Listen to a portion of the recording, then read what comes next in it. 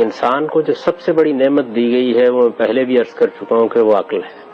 اور عقل کی رہنمائی کے لیے جو سب سے بڑی چیز آسمان سے نازل ہوئی ہے وہ قرآن مجید ہے۔ قرآن مجید جو پیغام لے کے آیا ہے وہ تقوی کا پیغام ہے، یعنی اپنے اندر خدا ترسی پیدا کرو، خدا تعالیٰ کو پہچانو، اس کی معرفت پیدا کرو، اپنے آپ کو پہچانو اور پھر ان حدود میں رہو جو تمہارا پروردگار تم سے چاہتا ہے۔ آپ اللہ تعالیٰ کے بارے میں اندیشہ ناک ہو کر رہے،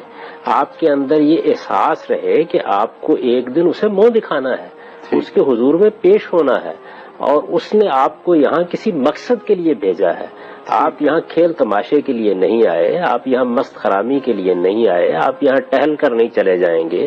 آپ کو کچھ نعمتیں دی گئی ہیں، آپ ان کے لیے جواب دہ ٹھہرائے جائیں گے۔ اس دنیا کو جس مقصد کے لیے پیدا کیا وہ ایک امتحان ہے، اس کا کوئی نتیجہ نکلنا ہے، تو اس سے آپ کے اندر جو چیز پیدا ہوتی ہے وہ خدا خوفی یا خدا ترسی ہے۔